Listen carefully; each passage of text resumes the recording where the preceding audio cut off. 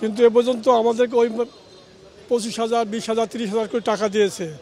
আমি প্রায় 14 লাখ টাকা মতন পাবো। তা এখন তো পেতে পেতে এখন মোটামুটি প্রায় 8-10 লাখ টাকা এখনও পাওনি আছে, কিন্তু আমাদের কোনো টাকা পয়সা তারা দিচ্ছে না। এবং তারা একটা প্রতিশ্রুতি দিয়েছিল বা একটা হয়েছিল যে আমাদেরকে বৈশাখী ভাতা দিবে এবং চিকিৎসা ভাতা দিবে, এগুলোও তারা দিচ্ছে না। তবে তাদের কাছ থেকে যে আমরা 8,000 কোটি টাকা পাওনা আছি কর্পোরেশন থেকে, সেখান থেকে আমাদেরকে 2012 কোটি টাকা আমাদেরকে দিলে আমাদের পাওনা টাকাটা পরিশোধ হয়ে যায়। আমাদের পরিবারের অবস্থা যে নাজেহাল। এখন আমরা ধরেন যে ছেলে মেয়ে ঠিক মতন খাওয়া দাওয়া করতে পারছি না, ঠিক মতন পোশাক দিতে পারছি না, এইভাবে আমরা চলতেছি। না, ভিক্ষা চাইতে আসিনি, আমাদের ন্যায্য পাওনা টাকা আমরা নিতে আসছি। আমাদের ন্যায্য পাওনা টাকা, সে টাকা আমাদেরকে সরকার দিচ্ছে না।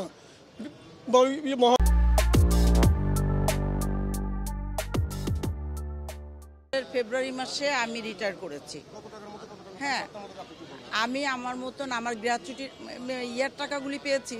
আপনার হলো পিএফের টাকা আর ছুটির টাকা, এটা পেয়েছি। কিন্তু গ্র্যাচুইটির টাকা এখনও পরিশোধ হয়নি, এখনও গ্র্যাচুইটির টাকা প্রাপ্য। এই 7-8 বছর হয়ে গেছে, এখন ওই টাকা চাইলে 50,000 টাকা এরকম করে টাকা দেওয়া হয়। আর সবথেকে অসুবিধা কি, এই যে আমরা এই টাকাগুলি এককালীন পেলাম না, এই টাকাটা পাওয়া আর না পাওয়া একই কথা। এই টাকাটা খরচ হয়ে যাচ্ছে, আর আমরা অসুস্থতার জন্য টাকা চাইলেও আমাদেরকে ওইভাবেই টাকা দেওয়া হচ্ছে। সব 50,000 টাকা কোনো মতে চেয়ে নিয়ে তারপর নিতে হয় ভিক্ষুকের মতন। মনে আমরা কোনো গ্র্যাচুইটি টাকা যে প্রাপ্য, সেই টাকাটা আমরা কি ভিক্ষুকের মতো চাইতে হয়। জায়গায় জায়গায় দপ্তরে যে বলতে হয়, তার রিকোয়েস্ট করতে হয়, তারপরে এটা প্রেস্টিজের ব্যাপার।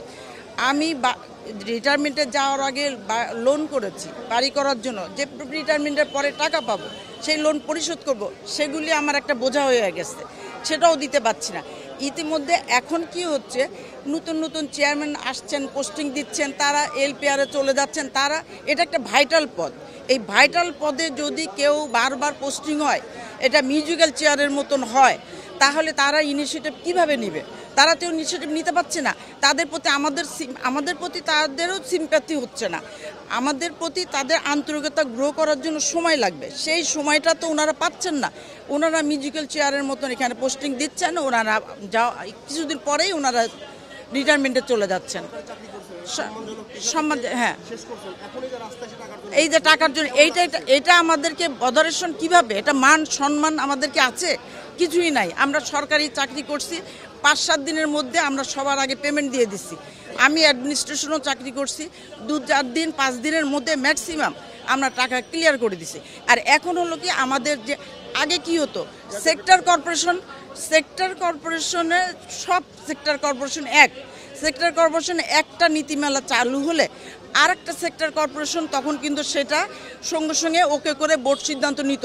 15 সালের গেজেটে যে আমাদের উৎসব ভাতা, বেতন, বোনাস, যেগুলি আমাদের হলো চিকিৎসা ভাতা, এগুলি কিন্তু ওখানে স্পষ্টভাবেই ছিল যে ওটা আমরা প্রাপ্য, কিন্তু আমাদেরকে ওটা দেওয়া হচ্ছে না। এটাও আমাদের। আর কিন্তু পাশাপাশি অন্য সেক্টর কর্পোরেশনে ঠিকই সেটা দেওয়া হয়েছে। সেক্টর কর্পোরেশনে এক সেক্টর কর্পোরেশনে যদি পায়, তা আমরা কেন পাবো না?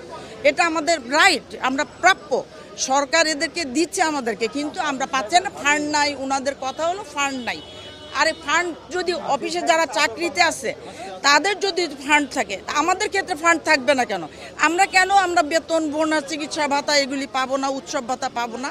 এগুলো আমাদের রাইট, এগুলি পাওনা, প্রাপ্য, গ্র্যাচুইটি টাকা প্রাপ্য। অনেক মানুষের মধ্যে মারা গেছেন, অনেকে চলে গেছেন, মারা গেছেন, তাদের আদৌ পাবে কি পাবে না জানি না, কিন্তু এখন আমরা এই টাকার জন্য পথে ঘুরে বেড়াচ্ছি। আমরা আসলে মানবতার জীবনযাপন করছি। আমরা না দিলে, এই পাওনা টাকা না দিলে আমরা অসহায়ভাবে এইভাবে বৃদ্ধ বয়সে রাজপথে বসে থাকতে হচ্ছে।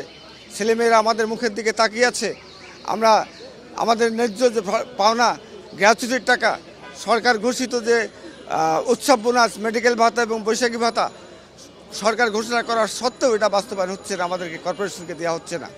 এটা খুবই দুঃখজনক। টাকা না পারণে আমার ছেলে মেয়ে নিয়ে আমি কোনো তাদেরকে লেখাপড়া শেখাতে পারছে না, তারিখ বিয়ে দিতে পারছে না। আমার এক ছেলে মৃত্যুবরণ করছে এবং আবার যারা একসঙ্গে চাকরি করছে, আমাদের অনেকে মারা গেছে। টাকার অভাবে তাদের চিকিৎসা হচ্ছে না, অনেক ছেলে মেয়ের বিয়ে দিতে পারছে না। এবং ইতিমধ্যেই একজন আমাকে গত রাত্রে ফোন করে বলতেছিল যে আমাকে আর 50,000 টাকা নিতে আমি আর বাঁচবো না। 10 মিনিট পরে ফোন আসলো উনি মারা গেছে। আমি এমডি স্যারকে বললাম, স্যার ওনার টাকার আর দরকার নাই, উনি মারা গেছে। এইভাবে আমাদের জীবন যাচ্ছে। তাই আমি অনুরোধ করবো প্রশাসন ভাইয়েরা যারা আমাদের বারবার অনুরোধ করছে, আপনারা কথা বলে, তারা কি বোঝাতে পারছে না যে আপনারাও চাকরি করেন, আমরাও চাকরি করি, আমরা টাকা পাই, আমরা টাকা পাই না। 19 সালে রিটায়ার করে আজ পর্যন্ত টাকা পাইনি, তাহলে আমাদের কী অবস্থা যাচ্ছে? আজকে আমাদের পরিবারের কী অবস্থা হচ্ছে? পরিবারের আমাদের সকল মানের কেউ আমরা খাতে পাচ্ছে না, আমাদের শিক্ষা দিতে পারছে না। আজকে আমাদের মানবতার জীবনযাপন করতে হচ্ছে। আজকে সরকার ঘোষিত ঈদ বোনাস, বৈশাখী বোনাস এবং মেডিকেল ভাতা আমরা পাচ্ছি না। ইতিমধ্যে সব সরকার সব জনগণ পাচ্ছে, অন্য ডিপার্টমেন্ট করছে না। এবং আমরা মেডিকেল ভাতা আমরা পাচ্ছি না।